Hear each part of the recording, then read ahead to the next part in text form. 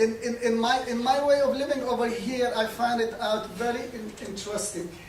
When I have my baby, while he's 3 years old, I took him to the church for a kindergarten. And this is a true story, guys. The director of the church, he is about 26, 27 years old. We start talking, me and him, and he found out that I am Muslims. And he said, wow, do you know what? I said, what? He said, I never know there is another religion besides Christianity. And that was shocking to me. I said, when you find out that there is another religion, he said, when I joined the army. So when he joined the army, he found out there is another religion called Islam. That's one thing that's been shocking to me. But since since I've been here, I found it out. Harrisburg reminded me of back home. Back home we are about 10% Muslims with the 90% Christian in a small town called Bethlehem. It's about 10 or 15,000 people. Now I find out I'm one of the 5% Muslims and the 99% of Christian. So I learned how to live with each other. My mission is, after the catastrophic what's been happening, to begin with, not 9/11, but the Iran-Contra, the Iran hostages, late 1970s, right? And there is a lot of stuff has been happening since then too. And that's what is against the Islam. They put Islam just only as the guilty. You are guilty until you're proven innocent.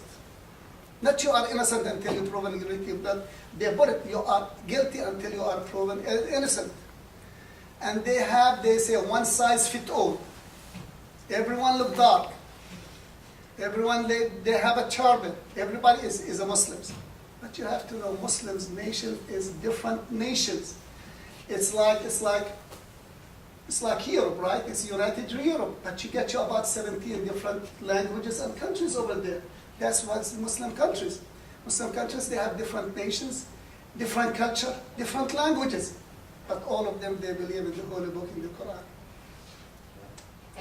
So, Mr. Bhuti, is religious tolerance important in Islam, and why? It is very important because it's our duty is to let you learn about Islam. Because what I find there is a lot of ignorance about the religions of Islam.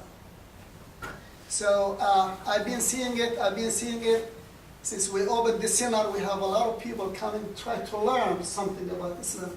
They want to know what is Islam all about. Is it what they've been listening on the Fox News or CNN, or what they've been practicing at the center? And they found out is a whole total different story. And I'm so glad, like what I told you, Harrisburg remind me with my hometown, Bethlehem. It's very friendly, very nice, very acceptable. We have more restaurants and more church in Harrisburg, Mississippi than anybody else, anywhere else, trust me. So I admire, I visit a lot of churches too. I have a lot of preachers are my friend, and we talk.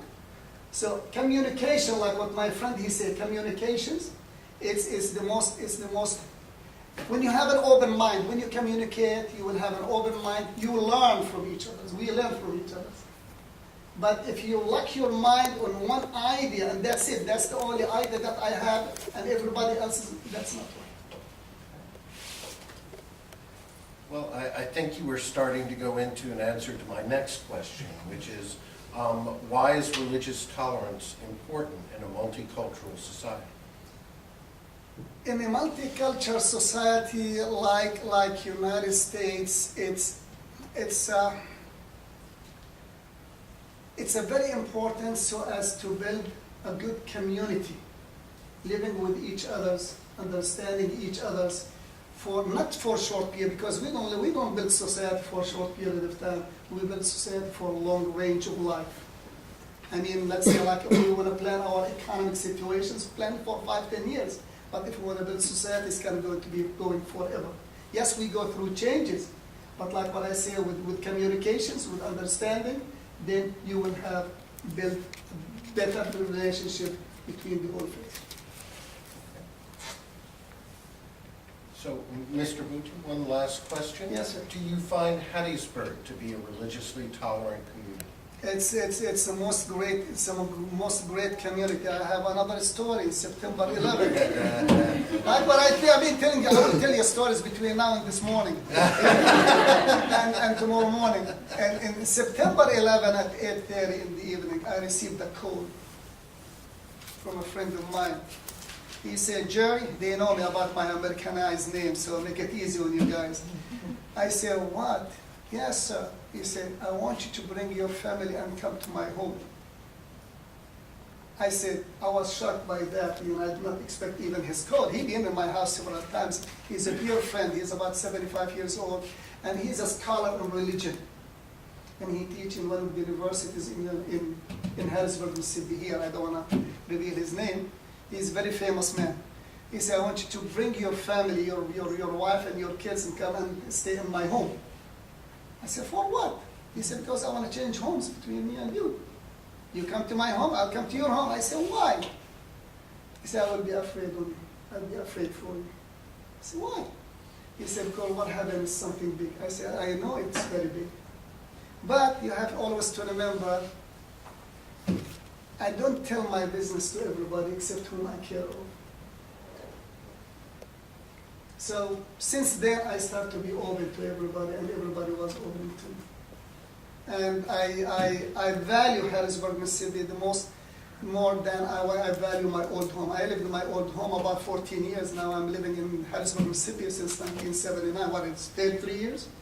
So I'm still counting. I hope I will live for a long time. It is very important for Harrisburg, Mississippi, and I hope we'll continue doing that.